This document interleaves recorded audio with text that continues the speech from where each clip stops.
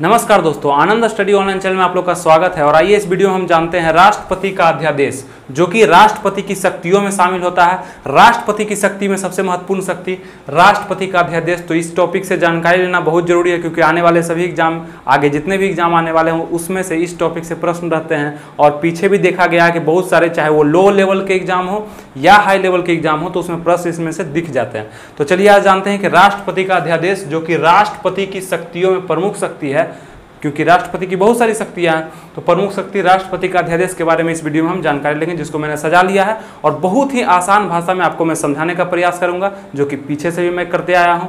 तो चलिए आज जानते हैं इसके बारे में। सबसे पहले आपको बता दें अध्यादेश से संबंधित कुछ बेसिक बातें, ताकि आपको समझने में काफ़ी ईजी हो जाए। यहाँ देखिएगा कि अध्यादेश को ऑर्डर या कानून बोलते हैं, मतलब कि ये कानून होता है, किसके द्वारा बनाया जाता है, तो राष्ट्रपति को ये शक्ति प्राप्त है संविधान के द्वारा, और राज्यपाल को भी है प्राप्त, तो वो हम राज्यपाल वाले चैप्टर में पढ़ेंगे। लेकिन यहाँ हम राष्ट्रपति वाले चैप्टर में पढ़ते हैं कि इसको अध्यादेश की शक्ति प्राप्त है। ये कब होता है, और इसको हम कानून भी बोलते हैं, ऑर्डर भी बोलते हैं। तो तीन नाम में से कोई भी नाम आप याद रखिए, क्योंकि अध्यादेश हो सकता है आप कभी भूल भी जाएं। ईजी करने के लिए कानून, मतलब ये राष्ट्रपति के द्वारा कानून बनाया जाता है। आपसे एक प्रश्न हम पूछते हैं कि बताइए कि देश में कानून बनाने का अधिकार किसको है? किसको है? तो संसद को है। संसद देश में कानून बनाते हैं। संसद में यदि कोई विधेयक राज्यसभा द्वारा पारित हो जाता है, लोकसभा द्वारा पारित हो जाता है, और राष्ट्रपति का अगर सिग्नेचर उसमें अंतिम में हो जाता है, तब वो जो कानून या विधेयक था वो क्या हो जाता है, वो अधिनियम में बदल जाता है और देश में वो लागू हो जाता है। तो यहाँ आपने देखा कि संसद को बनाने का अधिकार है। लेकिन कुछ विशेष परिस्थिति में, जब देश में आपातकाल की स्थिति उत्पन्न हो, देश में कुछ विकट परिस्थितियां हो और संसद का सत्र ना चल रहा हो, ठीक है, विकट परिस्थिति है, अगर संसद का सत्र चल रहा है तब तो देश में कानून जो है संसद के द्वारा बनाया जा सकता है। लेकिन हो सकता है कि संसद में सन्नाटा हो, वहां के सांसद बैठक में शामिल ना हो और संसद का सत्र जो है खत्म हो चुका है और अभी लागू नहीं हो रहा है, तब क्या किया जाएगा? एकाएक कानून बनाने का स्थिति आ जाएगा, क्योंकि देश में विकट परिस्थिति है, कोई दिक्कत है, कोई जरूरी कानून जो बनाना है। तो राष्ट्रपति को शक्ति दिया है कि आप अध्यादेश ला सकते हैं, आप एक ऑर्डर या कानून पारित कर सकते हैं अपने दम पर, ताकि वो देश में लागू हो सके। ठीक है, तो ये होता है अध्यादेश जो राष्ट्रपति द्वारा लागू किया था। तो उसी के बारे में हम जानेंगे। आप भी याद करिए कि जब आप स्कूल में पढ़ते थे और जब आप स्कूल नहीं जाते थे, तो फिर होमवर्क का भी टेंशन नहीं रहता था, होमवर्क दिया जाता था, स्कूल में नहीं। तो उसी तरह से संसद में सांसद अगर घर पे बैठे हैं, तो देश में कानून बनाने की स्थिति जब आएगी तो कौन बनाएंगे? राष्ट्रपति बनाएंगे। जैसे हम लोग के स्कूल में प्रिंसिपल बनाते थे, तो उस तरह का जो है व्यवस्था यहाँ भी देखा जाता है। अगर आप घर में हैं तो स्कूल का काम कोई मतलब नहीं है आपको। उसी तरह सांसद अगर घर में है, सत्र नहीं चल रहा है, तो राष्ट्रपति को ये अधिकार है कि वो कुछ भी कर सकते हैं, कानून बना सकते हैं। और ये कानून वैलिड तब माना जाएगा, मतलब कि ये कानून और आगे बढ़ाना हो तो संसद का जब सत्र बैठेगा तब इसको लागू किया जाएगा, या उसको रोक दिया जाएगा, या कुछ दिन बाद वो खुद ब खुद समाप्त हो जाएगा। जैसे आप देख सकते हैं 42 दिन 6 सप्ताह, तो इसको हम समझते हैं आगे बहुत ही अच्छे तरीके से। तो बने रहिएगा पूरे वीडियो में, इसको बहुत ही बेहतरीन तरीके से आपको समझाएंगे।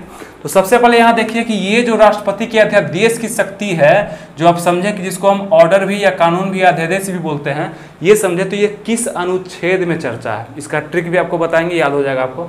तो ये जो अनुच्छेद है 123 में है, ठीक है, 1, 2, 3 ध्यान रखिएगा, 1, 2, 3 में है, तो आगे बताएंगे हम आपको। 123 में इसका चर्चा है। अब देखिए कि ये लाया किस परिस्थिति में ये कानून राष्ट्रपति के द्वारा पारित किया जाता है? जब किसी भी सदन में सत्र ना चल रहा हो। कौन सा सदन? हमारे 2 सदन है देश में, लोकसभा और राज्यसभा। आपको बोले कि अगर सांसद तो हैं लेकिन घर में बैठे हुए हैं, संसद में उपस्थित नहीं हुए और बैठक नहीं हो रहा, सत्र नहीं चल रहा है, उस स्थिति में देश में कानून बनाने की स्थिति जल्दी से अगर आ जाती है, तो राष्ट्रपति कानून बनाते हैं, अध्यादेश जारी करते हैं। तो कौन सा समझे आप, क्या स्थिति समझे?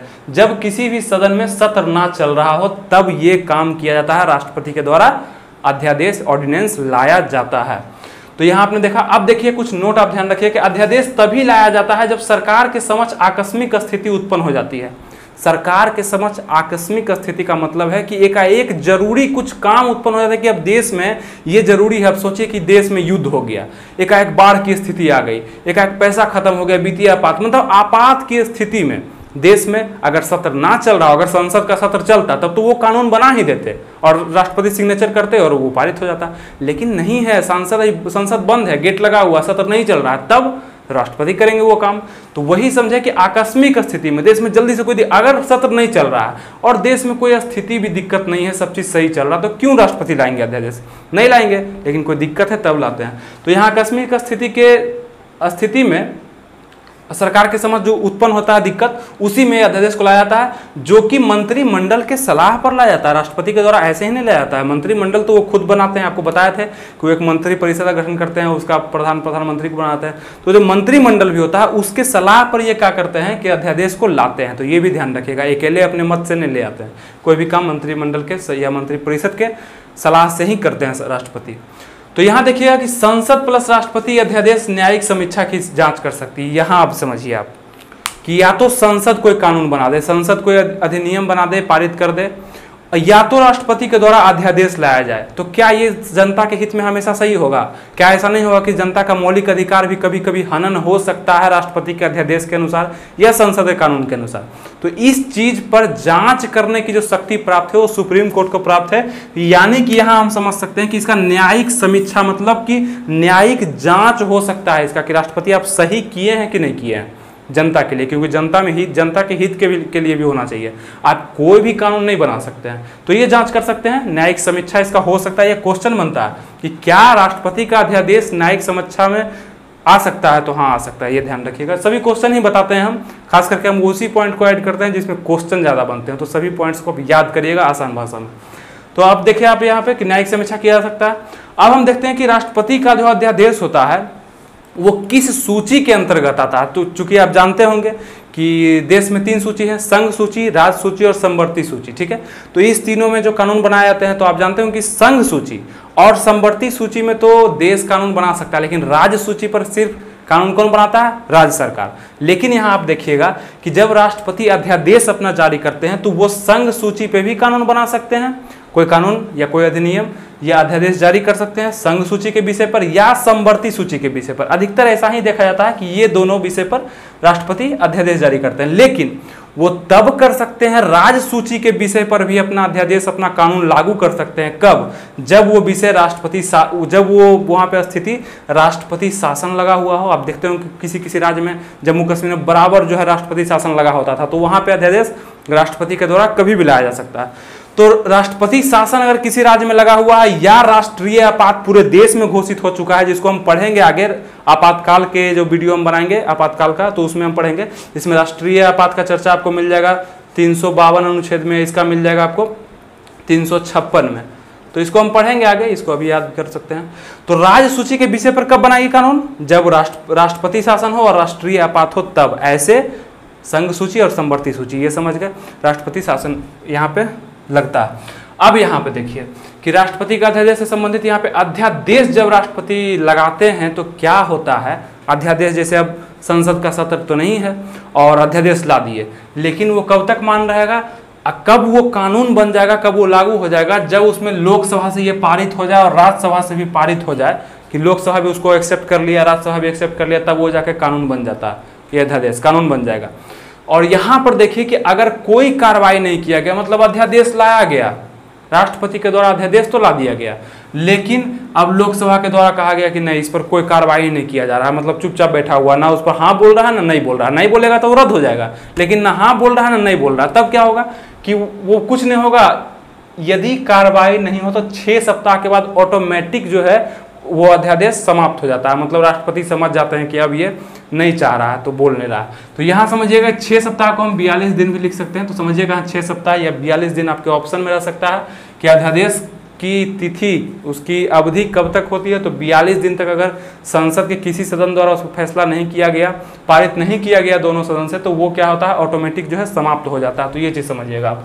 यहाँ पे एक क्वेश्चन के रूप में भी आप देखिएगा, जो डायरेक्ट क्वेश्चन के रूप में भी आते हैं, तो इस चीज़ को समझे आप, इस सभी चीज़ को भी समझ लीजिए। इसमें हम चर्चा किए संविधान के अनुच्छेद, और यहाँ पे देखिए अब यहाँ पे आपको ये याद कराते हैं ट्रिक से। राष्ट्रपति कब कानून बनाते हैं? जब देश में एक अफरा तफरी हो, एक आपात की स्थिति हो, किसी तरह का एक आकस्मिक स्थिति उत्पन्न हो जाए कि बहुत जल्दी कानून बनाना जरूरी है, क्योंकि संसद अभी काम नहीं कर रहे हैं, सत्र चल नहीं रहा, तब होता है ऐसा। तो उस स्थिति में राष्ट्रपति क्या बोलते हैं कि बस 1, 2, 3 अध्यादेश लागू, मेरा ऑर्डर लागू, मेरा कानून लागू। क्या बोले राष्ट्रपति? 1, 2, 3 बस लागू। तो ये ध्यान रखिएगा, इसे याद हो जाएगा आपको ये अनुच्छेद कि 1, 2, 3 जो अनुच्छेद है उसमें राष्ट्रपति को यह पावर है कि वो देश के लिए कानून बना सकते हैं। राष्ट्रपति अध्यादेश जारी कर सकते हैं। तो ये चीज़ आप समझ गए। इन सभी पॉइंट को हमने क्लियर किया, कब लाया जाएगा, नोट क्या है संसद राष्ट्रपति अध्यादेश जो न्यायिक समीक्षा की जाती है, तो सब चीज़ को आप समझ लिए।